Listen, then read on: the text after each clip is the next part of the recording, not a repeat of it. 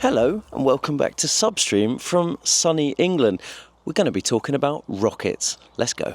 When I was a kid, I thought NASA was like the biggest company in the world, because surely it would take the biggest company in the world to send rockets and astronauts and such into space. But I had it all wrong, and that's kind of the point of this video, is that I didn't really understand space and rockets, satellites and launches, and so when I read that SpaceX controls about 90% of launches, it really surprised me. I had no idea that they were that big. So it was thought that in 2024 SpaceX had about 87 to 90% of all global payload mass. That's basically the amount of, or percentage of kilograms being sent into space.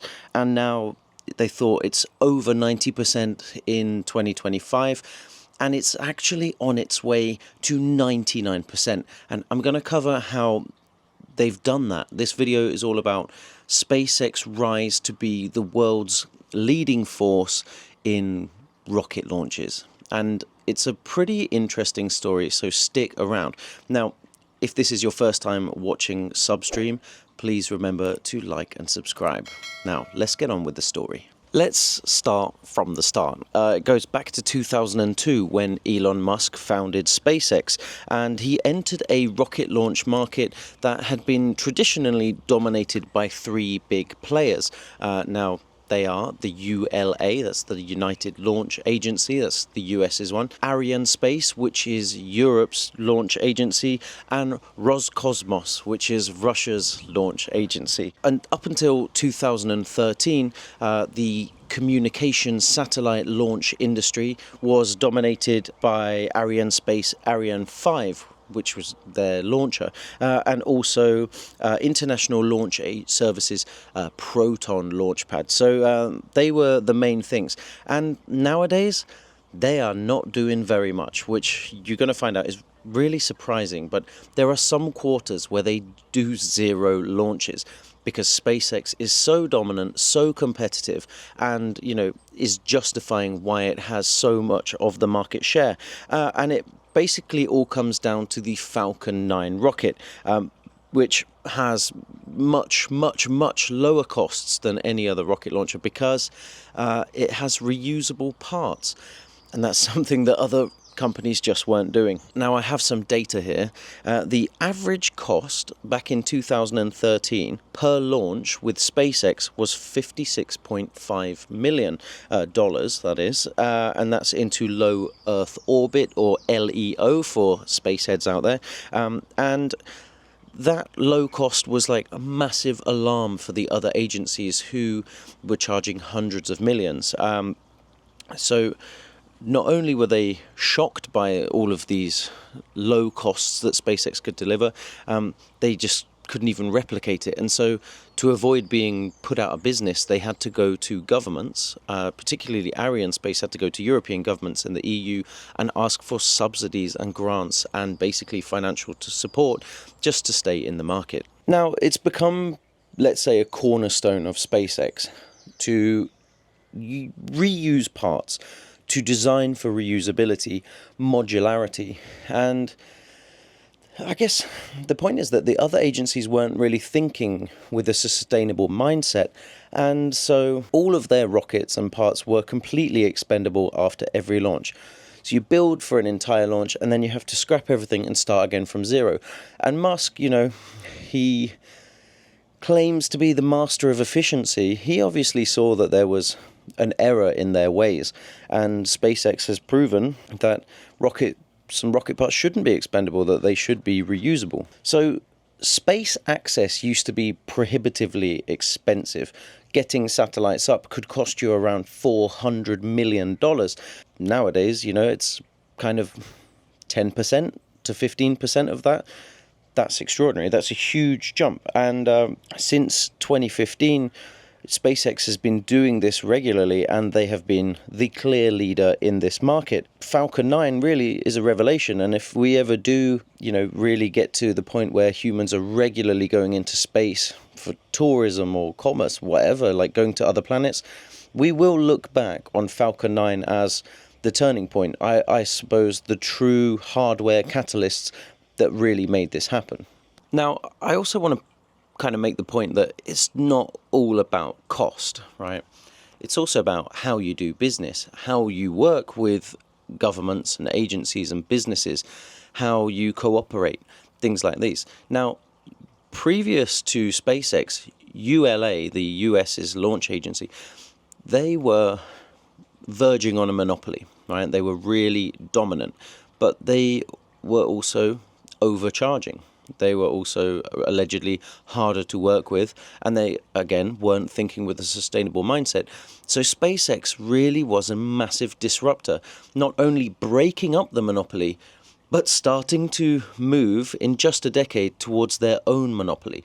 That's extraordinary. There's not many industries, businesses, where you have a similar case study where a disruptor has come in to become the market leader in such a short space of time. So it really is, I believe, an fascinating story and case study for business. Okay, now I've talked semantically about the dominance that they're showing, but I want to give you some numbers because these numbers are good. Now, I've written them down. They're pretty big numbers. Actually, their frequency of launches is unprecedented. They literally break the record every year for the last few years.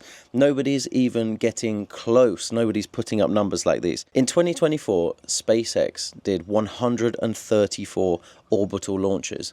In 2023, that number was 96. This year, 2025, they have 175 planned.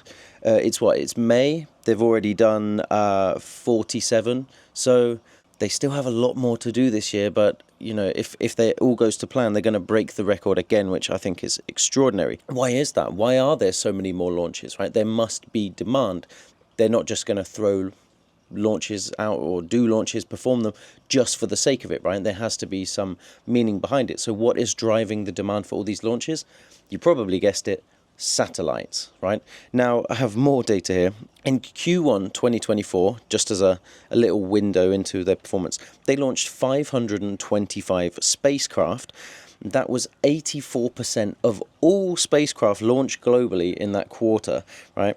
And in terms of what they call up mass or payload, right? How much did it weigh? 429,000 kilograms. That was 87% of global total up mass, which is incredible. If we break that down and look just at SpaceX numbers, obviously the demand was huge, but 74% of their launches were satellites, right? So demand for satellites, we can say, is about 3/4 of the entire market, which is quite extraordinary, but it shows our demand, our appetite for global data systems, for Wi-Fi, for just being ultra connected in a hyper global world, if you want to call it, say some buzzwords like that. But 96% of what they sent up to space were small sats, right? Now, that could be private companies paying for their own small satellites so that they can get the data or move the data themselves and not be reliant on third parties. It's made it possible for companies to have their own satellites on a small scale at a really affordable cost. Again, the cost that I read was around $56 million, which for huge tech companies is very feasible. Now, of course, with increased demand, it means there's more customers. There's just a market.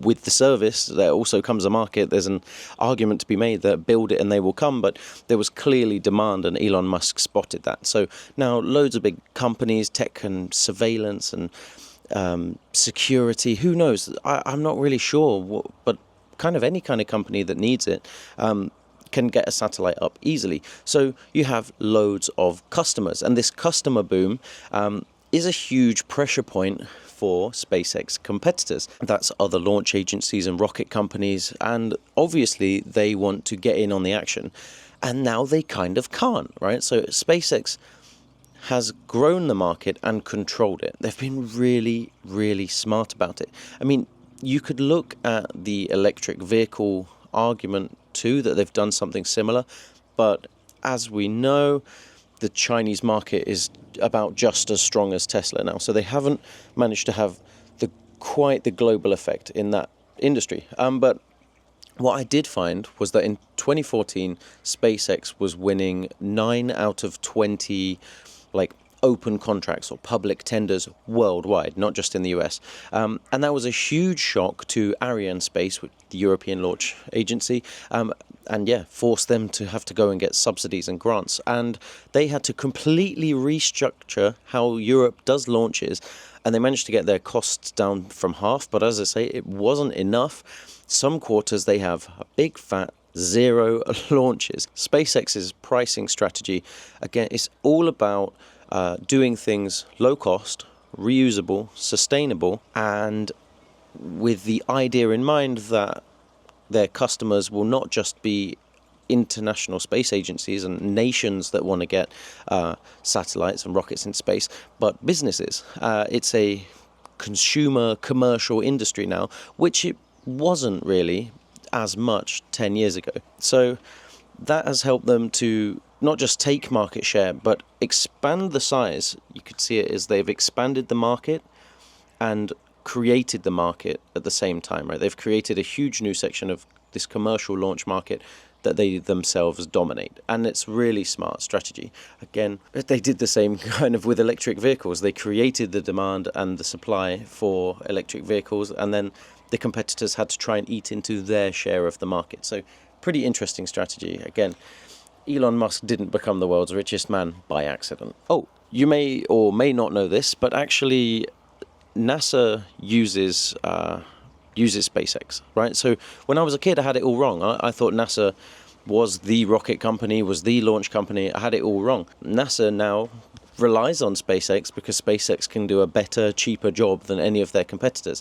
And so the official partner between the International Space Station and launches is, of course, SpaceX. So they use a ship called Crew Dragon, and that's astronaut transport to the ISS. And you may remember just a few months ago, there were a couple of astronauts who'd been stuck on the ISS for too long. They shouldn't have been there that long. There were too many mistakes. Well, SpaceX stepped in and saved them. And, in doing that, they further consolidate their market share because they show that even in emergencies, they provide the solution. And that is really incredible. And so now they are the primary provider of human spaceflight. Now, that may not be the case forever because you may know, or I know, that Blue Orbital, I believe it's called Orbital, Jeff Bezos' space company, he wants to be the human cargo provider. And he may get there one day, but right now their market share is minuscule. On top of humans, cargo, sending cargo into space, literally products and food and things like that, and machinery, all that. Again, SpaceX is number one in the world. What else? Military, right? US military, I don't know, kind of what are they building? Some giant space laser? I don't know. But the US military contracts, space contracts, are all going to SpaceX right now.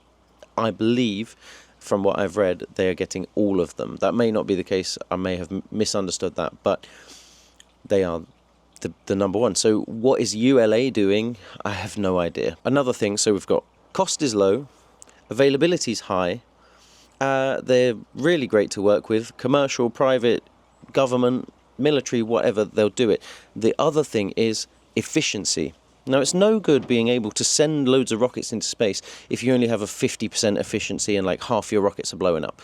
That would never work. That just is unsustainable. So I have the numbers here. Have a think in your head. How efficient do you think SpaceX rocket launches are? Because the number was higher than I thought. 99.4%. That's incredible. So that's 6 out of 1,000 launches go wrong. I think that's amazing. I think that's amazing, considering how complex it is to do a launch. This is literal rocket science. Literal rocket science. Oh my gosh. Amazing. I think it's fantastic. And it just continues to make them more attractive the more reliable they are. Of course. Brilliant. Here's another point that I need to make. It's about vertical integration. SpaceX has taken a pretty drastic or radical approach to how they build and design components for their rockets. They do it all in-house. No other agency does.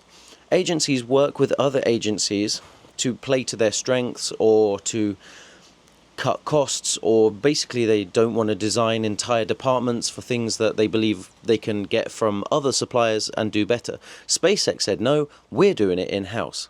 This is better for us.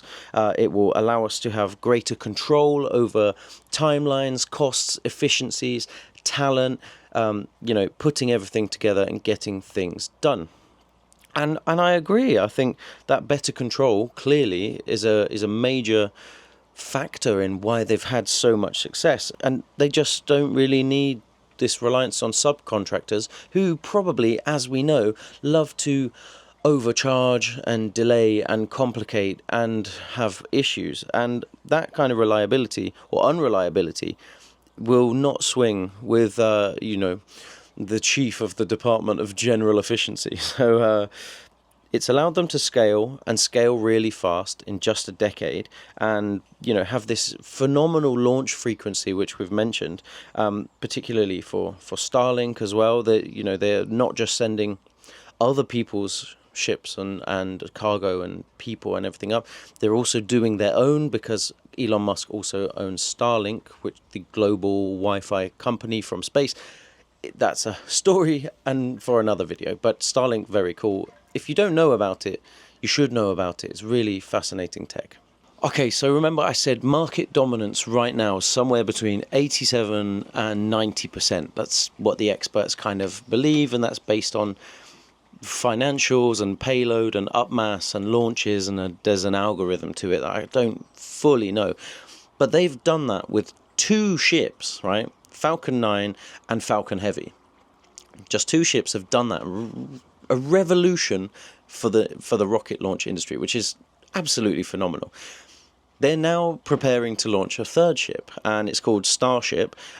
This ship will only exacerbate its market dominance and could help push it to 99%. So what I do know about Starship, I don't know a great deal, but it's a fully reusable rocket. I don't know how. Fully reusable and capable of carrying much larger payloads. It's a giant rocket, much bigger, and experts who look at it, like literal rocket scientists, look at it and say, this is the thing, this is the differentiator that will take SpaceX to 99% of the market share.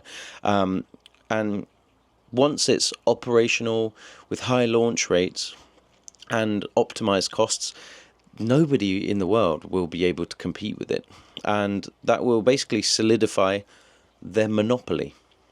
Oh, and why Starship? Oh, because Elon Musk wants to colonize Mars and perhaps even the moon. And to do that, he needs a rocket capable, and that is Starship. So if anybody asks you about Starship, it's colonizing Mars time. There's me sitting over there in the shade on such a beautiful sunny day.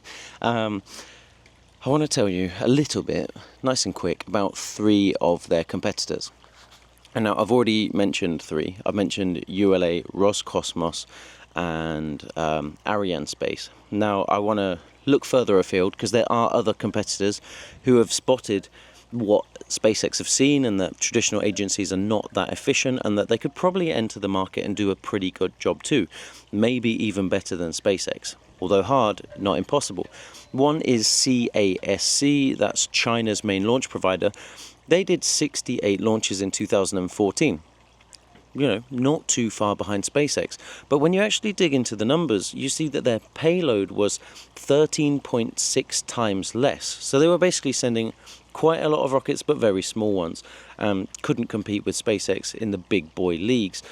Now, in terms of new entrants to keep your eyes on, there's not a great deal to be said about them right now, but they could become major players. Now, Blue Origin, that's the one I meant earlier, not Blue Orbital. Blue Origin, that's Jeff Bezos' space company.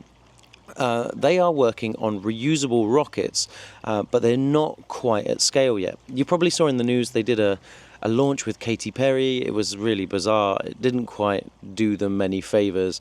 Then there's that awkward thing with Bezos opening the door, which was already open, and it was all very fake and nonsense. It didn't really help them. There's also another company called Rocket Lab.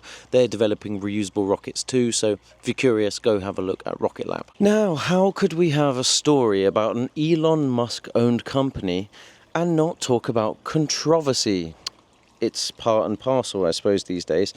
Well, yeah, the dominance is impressive, but there's always something to complain about, because critics kind of hate Elon Musk, and in many cases they're justified. He's a complicated guy, but competitors, industry analysts, critics, rocket scientists, they accuse SpaceX of doing something a bit naughty, and that's anti-competitive tactics.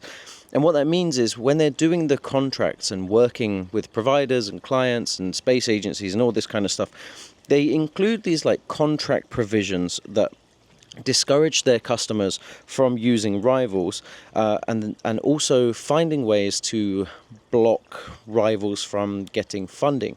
So it could be, let's say a country wants to join the space game. Let's say, I don't know, I don't even want to say an example, but a smaller country doesn't yet have a space agency or rockets. They want to grow one. They partner with SpaceX. SpaceX will make it so no other agency or competitor could have any influence or do any business in that country. That's anti-competitive. Now, it sounds kind of evil and super capitalist, but it is how you get to a monopoly. That is literally monopoly tactics. If you've ever played the game Monopoly, you understand. Now, that's concerning. Monopolies aren't good. Competition is good because it forces innovation, it pushes prices down, it makes them think differently, it allows new entrants to come in with new ideas.